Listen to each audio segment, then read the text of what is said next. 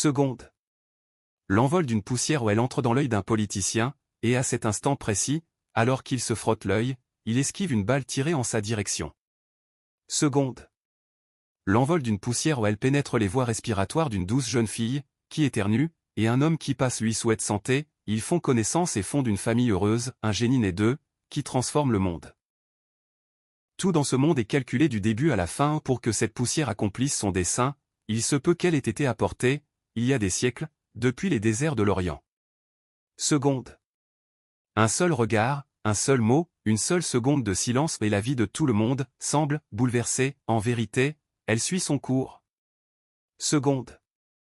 Elle engendre des relations et les achève. La seconde, c'est la femme. La plupart des femmes d'aujourd'hui sont des papillons éphémères, dont la vie métaphysique est une seconde, toute leur douceur, leur vertu et leur charme c'est une campagne électorale, qui, après l'inauguration, le mariage, cesse d'exister, et alors commence la véritable vie avec la femme. Non. Je ne veux point songer à ces éphémères, je veux consacrer ces lignes à elle, celle qui me verra bien avant que je ne la voie, celle qui se révélera à moi exactement quand il le faudra. Je ne l'attends ni ne la cherche, mon chemin est une conception, et elle est la récompense, qui se présentera devant moi à la toute fin de ce chemin, pour créer avec moi et près de moi ma conception suivante, la conception de la vie familiale, du bonheur et de la prospérité. C'est elle, c'est précisément elle qui tendra vers moi, et non moi vers elle où elle sera attirée vers moi, alors que moi, à cet instant, je n'aurai aucun désir de l'impressionner. Je serai tel que je suis, sans m'adapter à elle ni chercher son approbation, son admiration. Au moment de notre rencontre, nous éprouverons des sentiments uniques, comme si nous nous connaissions déjà, comme si nous avions été proches sous d'autres formes, à d'autres époques, en d'autres états, ce que l'on nomme le sentiment de reconnaissance. En tant qu'Ouroboros, en tant qu'écrivain, je ne serai pas encore achevé dans ma forme humaine, c'est pour cela qu'elle viendra à moi, c'est pour cela qu'elle me sera envoyée. Elle ne peut, par la distribution et le dessin, venir avant que la conception ne soit terminée, c'est mathématiquement impossible. Pourquoi ? Parce que l'ancien sens ne sera pas encore clos, et donc il n'y aura pas de nécessité pour le nouveau où elle doit venir créer sur une tabula rasa, non pour briser, détruire ou changer. Aussi fort que je veuille hâter cela ou cela n'arrivera pas plus tôt, aussi préparé que je veuille être c'est impossible. Pourquoi ?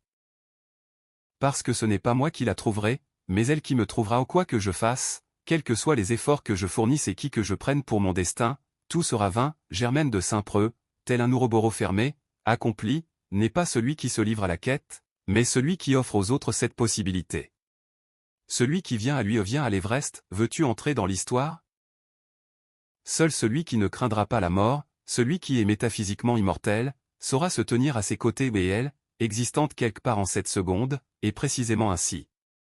Elle me verra d'abord à travers la découverte de ma conception, cela l'étonnera et elle comprendra que ce n'est pas simplement de la littérature, mais le code métaphysique de l'univers, un savoir occulte, où chaque mot est porteur de sens sacré et divin.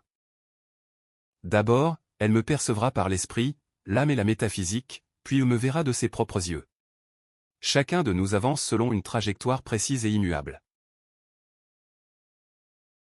À un instant unique, ces fils de vie se croiseront et seront liés par un fil métaphysique unique, semblable à celui d'Ariane, qui nous conduira vers une compréhension commune, et non individuelle comme jadis, de l'univers. Quelle est-elle ? Je ne sais pas. Quelle est sa figure, ses cheveux, ses yeux, son petit nez, ses lèvres et ses joues ? Je l'ignore, mais je ne peux l'imaginer, car tout cela existe déjà ou je ne peux le créer, car tout est déjà créé. Sans en avoir la moindre idée, peut-être sans même encore me connaître ni mes œuvres, elle tend vers moi, comme vers une profondeur, une idée, une conception, comme vers un savoir et une métaphysique où elle mûrit tel un phare inconsciemment et lentement, elle s'approche de la lumière, c'est précisément cette lumière qui l'amènera à mes œuvres, mes pensées et mes sentiments. Elle tout entière, son regard, sa voix, chaque mèche de ses cheveux, ses sentiments, pensées et énergie, tout cela me sera familier, comme si elle avait toujours été à mes côtés, mais que je ne l'avais pas vue, semblable à une sylphide, elle a toujours été près de moi, métaphysiquement, même avant l'instant où elle ne possédait pas encore de chair physique dans ce monde, avant d'être née. En découvrant mes idées, ma conception, mes mots, elle ressentira que tout cela n'est pas seulement écrit sur elle, mais pour elle où elle s'émerveillera que quelqu'un ait pu, avec l'aide des mots, exprimer exactement ce qu'elle pense et ressent. Chaque phrase, chaque mot, elle les relira des centaines de fois, y découvrant à chaque fois quelque chose de nouveau, un reflet d'elle-même, alors elle désira en savoir plus sur celui qui a écrit ces lignes, qui est cet homme qui a percé le code universel, qui a accompli ce vers quoi, inconsciemment, elle tendait depuis si longtemps. De même que je la reconnaîtrai, elle me reconnaîtra comme une voix couverte par la poussière du temps, celle d'un être cher. En me voyant, elle ne s'étonnera ni ne s'extasiera, car elle n'aura pas la sensation de me voir pour la première fois où elle m'a déjà reconnu et vu à travers mes pensées et mes sentiments, elle tend déjà vers moi, et le point de notre jonction sera le dernier point de ma conception, de mon Ouroboros, qui le rendra complet. Tout est prédestiné, y compris notre rencontre et cette seconde, trop de facteurs y ont contribué depuis longtemps déjà et cela est désormais inévitable. Le Très-Haut ne fera qu'ordonner le hasard, le temps et l'espace pour notre rencontre au moment où ma conception sera achevée et où sa conscience sera prête à m'accueillir, tout ce temps, alors que je façonnerai la fin de la conception, elle aussi traversera des processus dans sa conscience pour en venir à la compréhension, car nul non préparé ne peut franchir le seuil du temple de la vérité. À chaque ligne, à chaque seconde, à chaque mot elle se rapproche de moi davantage. Dans les instants où je n'écris pas, j'interromps ses pas, voilà combien je la ressens et la comprends parfaitement, mais elle doit suivre son propre chemin, trouver des réponses à ses propres questions, et aussi comprendre ce qu'elle désire vraiment voir, alors seulement, le Très-Haut lui révélera mes textes. À l'heure même où je terminerai ma conception, elle achèvera son développement métaphysique à mon intention, car ainsi est-elle créée pour moi.